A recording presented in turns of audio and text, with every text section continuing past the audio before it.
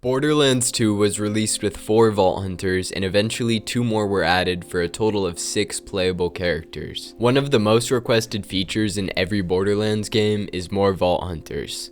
This mod created by BG added Mr. Torgue as a playable character with a completely unique skill tree and character model. If you want to download this mod, it's the first link in the description. Today, I'm going to be attempting to beat Borderlands 2 as Mr. Torgue with no gear. Before I start, here are the rules. I can't use any guns, shields, class mods, or unique grenades. The stock grenade is okay for this run. I'm able to use my action skill and melee damage. I need to complete the stories starting at level 1. And finally, no bar allowed.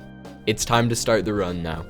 For this mod, Mr. Torgue replaces Axton, so the mod has you start as Axton, and once you make it to the first fast travel, then you can activate it and play as Torgue. The character model is amazing looking, and the skill tree has some very unique features that no other Vault Hunter has had. Torgue is also extremely tall. I started the run by dropping all of my guns. Another thing to point out, Claptrap as well as fast travel stations have these texture blocks above their head. It's just a visual glitch with this mod. Next, I headed to DigiPeak for an easy 2 levels. I made it to level 3, I headed to fight for Sanctuary next, and then made it to level 4. As I loaded in, my game crashed, which is something that is common with this mod and is no big deal. I kept farming and made it to level 5. Now that I have my action skill, which is a nuke that you're able to throw, this challenge should be a lot easier. As I was walking towards Knuckle Dragger, my game crashed again. The nuke throws like Axton's turret, and once it lands, it creates a giant explosion. I dug Claptrap out of the snow pile. I crashed again, and at this point, I did think something weird was happening. However, I still didn't know the reason yet, so I kept playing.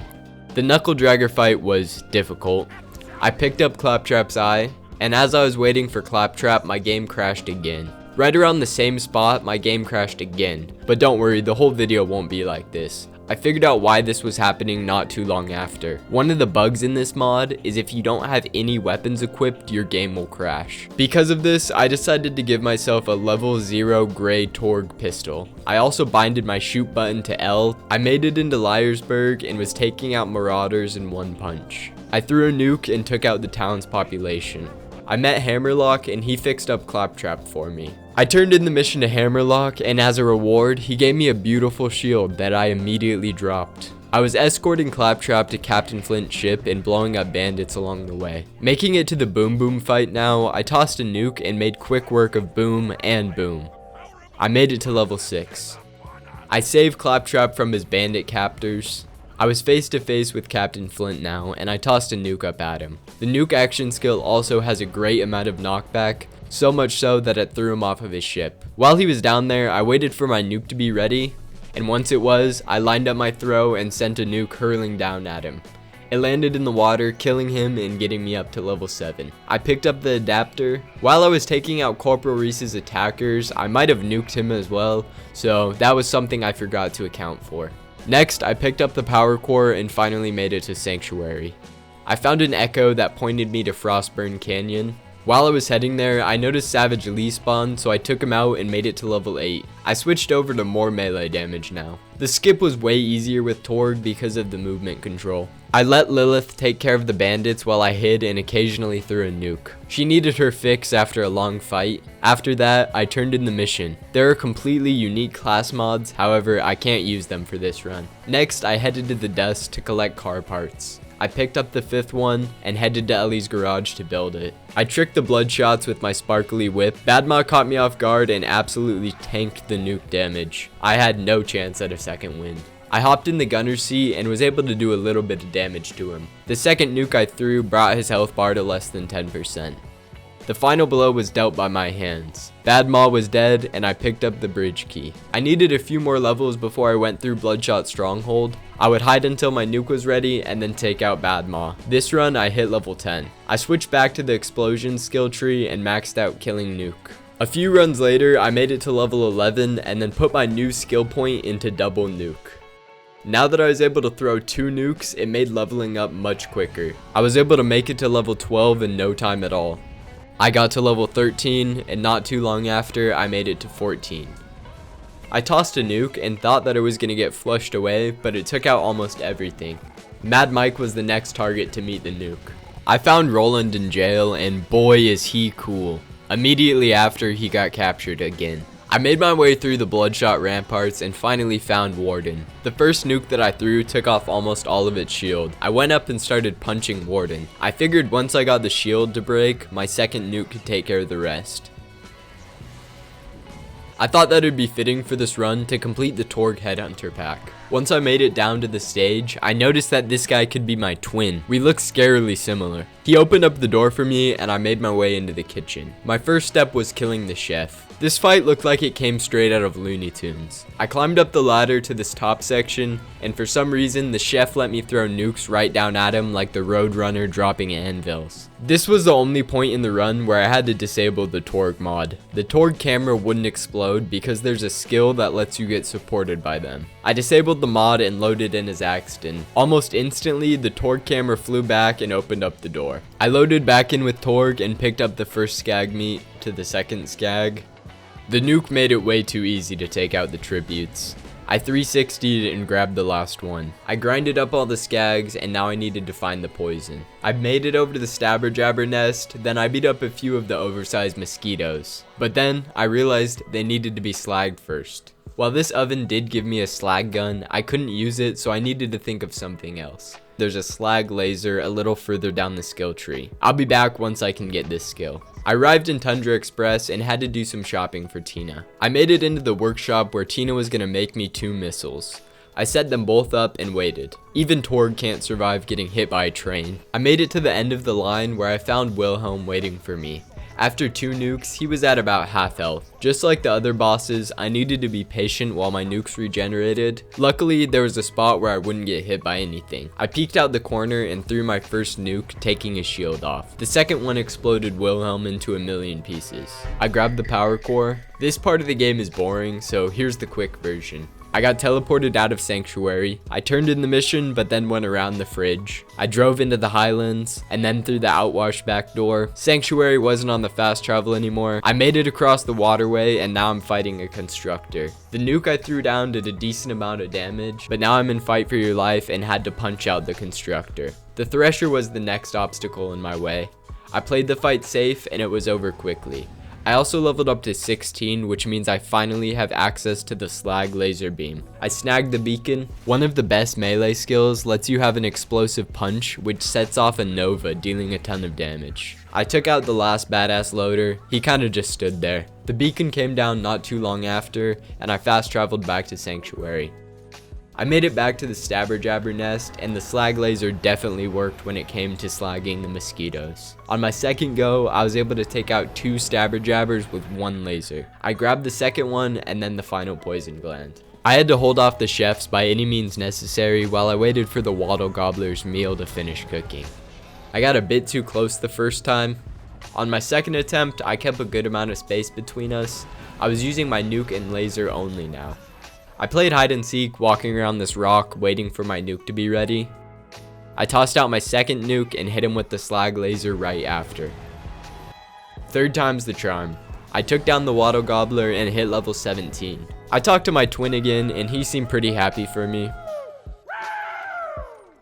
I said hi to my grandma, but I didn't do the side mission. Now that I didn't need the slag laser anymore, I switched back to the nuke tree and got myself a personal bodyguard. When you throw your nuke, Muscles will spawn. He'll fight for you and he can even revive you. I met up with Mordecai and he told me that Bloodwing had been captured by Jack. I went around punching a few loaders, just injuring them enough to get into the shipping yard. I kept running and made it to the next save. I was dealing with loaders and stalkers now, and my nuke was making quick work of them. The super badass loader was tankier than the rest of the enemies, and it took 2 nukes plus a punch to destroy it. I learned that Bloodwing had been moved. Before I found her, I wanted to farm loot midgets. I opened up boxes for the first time, and I wasn't sure how much damage my nuke would do. It ended up taking them all out, and I got a gub. You could tell I was really happy. A few runs later, an engineer dropped a Sledge's shotgun. Not too long after that, I got a Maggie. I was able to make it to level 19. I ended up getting 2 legendaries on this run. a Hornet, and a Kerblaster. I'd got quite a few guns, none of which I could use. On one of my last attempts, I got a Madhouse. I took out the Skag to hit level 20, and now I'm ready to fight Bloodwing. I made it to the end and beat up this engineer. I was a little nervous about the Bloodwing fight. I wasn't sure how much damage my nuke would do, and if it would be in range of Bloodwing. I waited for her element to turn into fire, and then I threw down a nuke at the perfect time. It took off over half of her health bar, and she immediately changed to shock element, where I again was able to hit her instantly with another nuke. As I waited for my action skill to cool down, I used muscles as a human shield. I kept backing up until I was able to throw down the last nuke, taking out Bloodwing. As much as Torgue loves explosions, that one wasn't me. I talked to Roland in Sanctuary, who sent me on a mission to find the Slab King. I made it safely into 1,000 Cuts. After traversing through the town, I found the Slab King's lair. I immediately nuked the 2 Goliaths. I went down, but one of the coolest things about Muscles is that he's able to revive you. We jumped the final Goliath. He had no chance of winning. What? The Slab King is brick? He got what was coming. We all beat up the first beacon. The second beacon took a bit longer, but it was broken in no time. The third and final beacon was destroyed. The whole gang was in Sanctuary now, and I threw Roland's gift right back at him. I needed to head into Opportunity to get a voice modulator from Jack. Well, from one of Jack's body doubles. I tossed down a nuke which killed the body double in one go. I grabbed the pocket watch from him and went around Opportunity collecting voice samples. Because Torgue's so tall, when you jump here, you're able to see through the ceiling. After I was done with that, I grabbed the voice modulator. I made it back to Sanctuary and turned in the mission to Roland. I changed around my skill tree because I wanted this skill which allows you to ragdoll most enemies. I grabbed Claptrap and made it back to 1,000 Cuts, where I watched this Goliath Hulk jump in slow motion. The defense turrets were being destroyed and I was making it closer to the bunker. I ran up to the first constructor and threw down a nuke, which did less damage than I was hoping for.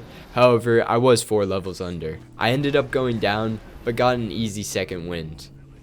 I got the first turret with a nuke, and then the second with the laser. I was chipping away at the badass constructor's health when it got to the point where I was about 5 or 6 nukes in. The constructor decided to be helpful and blow itself up with its own missile. I made it to the bunker and started punching out autocannons. The turrets up on the walls were a bit harder to hit, so I had to find spots where my nuke could go off. One sat on the bench. I tossed another up as soon as I respawned. Here's what the knockout or ragdoll skill looks like in action. You get a random chance to knock out enemies when you punch them and they'll just lay on the floor. I took out the 10th cannon and hit level 22. The final turret was a pain to deal with. My nukes either fell too far down or the cannon would just kill me. As long as I timed it right, I was able to use 2 slag lasers with 1 nuke throw, which let me destroy the last one. Now it's bunker time. The nuke did a solid amount of damage. While this fight is going to take much longer than any of the others so far, it's easily doable. Just like Muscles, Tiny is a different Torgue employee that spawns when you throw down your nuke. He wasn't very helpful during the fight, but I think it was just a glitch because he was trying to fight the bunker and couldn't. I thought this nuke would end it, but sadly it didn't. I was dodging shots from bunker until I used my slag laser to destroy the flying crunch wrap. Torgue barely fit inside the elevator, and I have no idea how this body scan thought I was Jack. But anyways, it let me through, and in my opinion, control core is pretty boring, so here's me destroying the first injector, then the second, and finally the last one. I turned in the mission to Roland and was so happy because what could possibly go wrong now that we were so... Alright, looks like I'm turning missions into Mordecai now. Of course, I couldn't just cross the bridge, so I headed over to Sawtooth Cauldron, which definitely isn't just a filler map.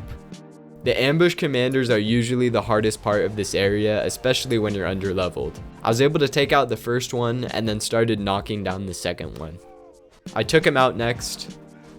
The third one got punched so hard he exploded, and the final one was taken down by my slag laser. I got a second wind off of this turret and dropped a nuke down onto Boombringer. The buzzards were a bit more difficult because the slag laser couldn't take them out in one go. If they got hit with the nuke first, then it was a different story. After about 10 minutes, I finally got the last buzzard. I headed over to Arid Nexus and started the mission data mining. I ran into the first pump station. I was able to hit the first wheel and the second one right after. My game crashed a few times and I wasn't sure if it was something to do with empty inventory slots again, so just in case it was that, I put 3 other guns in my inventory. The third pump station is by far the easiest, sometimes the enemies don't even spawn. I ran to the last pump station and got the loader out of my way. I turned the first wheel and then made it to the second. I took out the population of skags in Arid Nexus and then made it to level 24. I switched back to the nuke tree before I fought Saturn. I was 6 levels under Saturn, which put me at a bigger disadvantage, however 2 nukes still did a lot of damage. I decided that I was going to skip Saturn for now, so I ran away and hit the elevator. I made it into the access terminal, but I got knocked by an exploder. I was going to have to run back. It took me a few tries, but I eventually hit a good grenade jump, so I grabbed the map data. I was using this building as cover against Saturn until I was eventually able to take it down. The constructor was an easy target because it only took 2 nukes and it got me to level 25. I killed Saturn 2 more times and then made it to level 26 from the constructor. I decided that I was going to farm Saturn for a few more levels before I go and fight Jack. It took a few nukes to take it down, so I would hide down here while my nuke recharged, and then I would pop out. I got to level 27, and then 28. I got a new skill which gives my nuke an EMP. I took Saturn down and hit 29. Getting to 30 was way quicker. I made it to level 31, and now I can finally get the capstone skill for the explosion skill tree. This makes the nuke absolutely ridiculous. When you throw the first nuke, it will cause a singularity that pulls enemies toward it while continuously exploding. Now I was ready to finish the story. I grabbed Claptrap and headed to Iridium Blight. My broken action skill made it easy to deal with the loaders, so this section of the mission was over with quick. I decided to do all the skips in Heroes Pass because I wanted to get to the Jack fight quicker. This grenade jump is extremely easy to do with any character except Krieg maybe. You just have to walk around on the left side and jump over this wall. This jump is a bit more difficult, but it cuts out some unnecessary fighting, which is nice. I was almost face to face with Jack now. I'm gonna avenge my daughter. The Jack fight was over in 2 seconds. You can still see the nuke going off in the background. Fighting the warrior wasn't much more difficult. I stayed over by this section and threw nukes when I was able to. I was usually able to hit the warrior from any spot as long as there was a surface for my nuke to land on. I want to say that this boss fight was somewhat difficult, but even without any gear, Torgue's action skill is extremely broken, especially when the middle tree is maxed out. I thought it'd be fitting to kill the warrior with the stock grenade. It's an explosion that isn't as busted as the action skill. The warrior was dead. It didn't matter if I got a legendary for this run, but I did happen to get a conference call. I took one last photo with Jack and Lilith before performing a Mortal Kombat fatality on him. Torgue even hit an insane Taekwondo pose.